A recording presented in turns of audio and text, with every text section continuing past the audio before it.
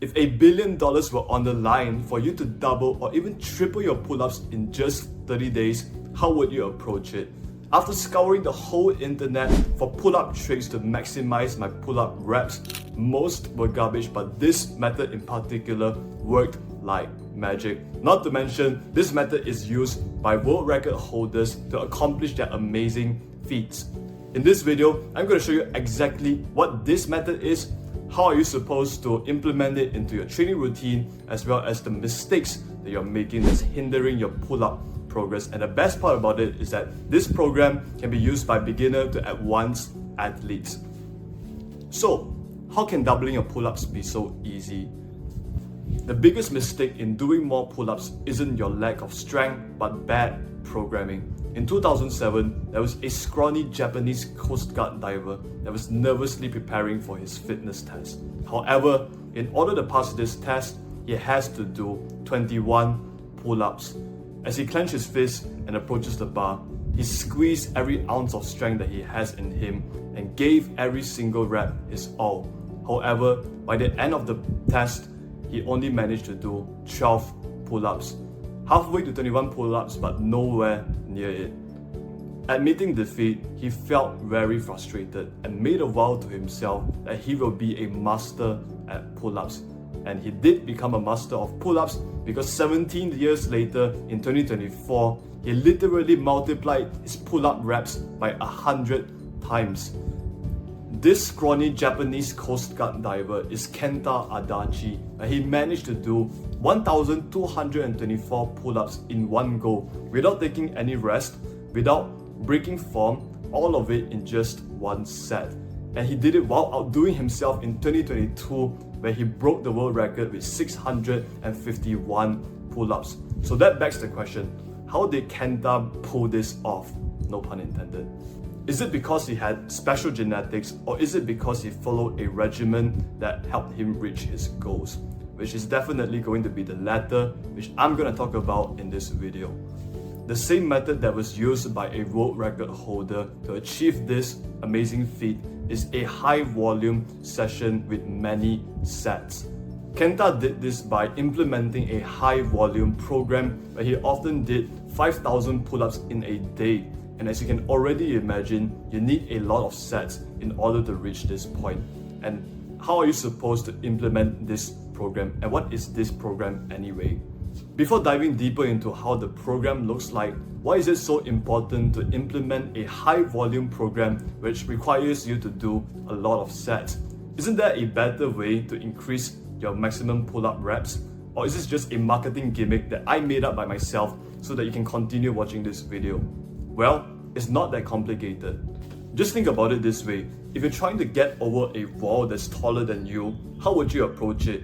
Would you rather just try to jump over the wall, knowing that you don't have the strength to do it, and by the end of it, you just feel tired and you don't want to try again?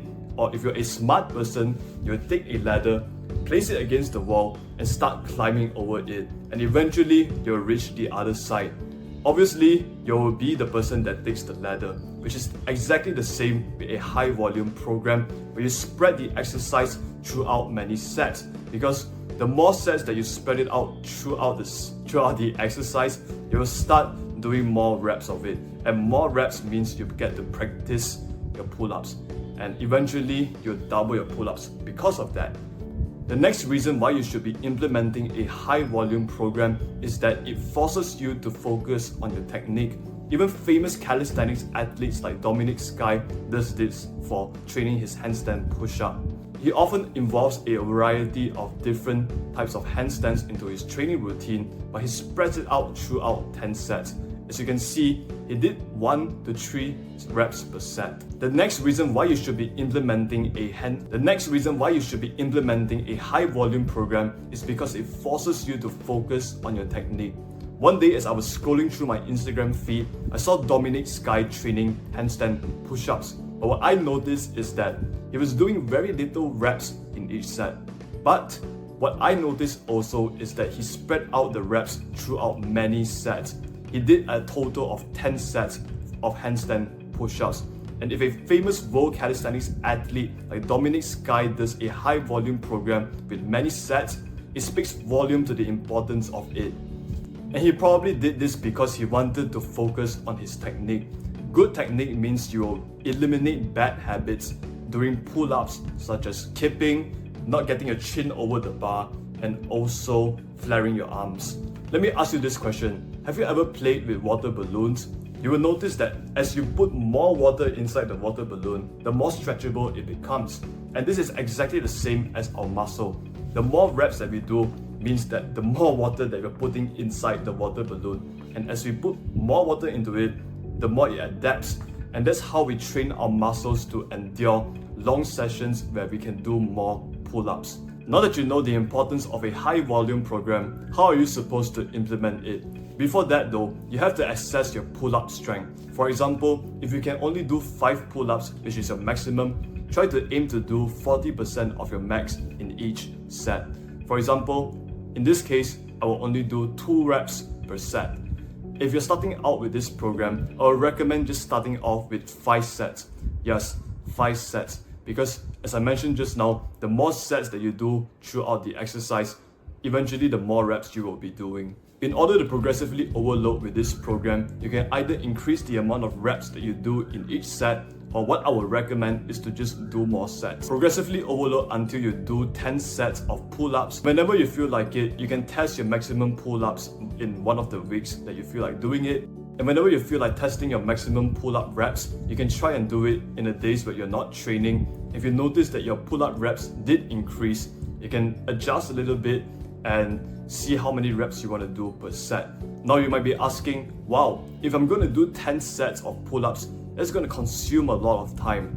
Well, you're not wrong. And that begs the question, how long are you supposed to rest in between each set? Don't be like me, where I do a superset of handstand and also lateral raises, which caused a very bad shoulder injury that hindered my progress for weeks. So make sure that you get enough rest in between each set, at least 2 minutes of rest. Also, make sure that you have at least 2 days of recovery before you enter your next session.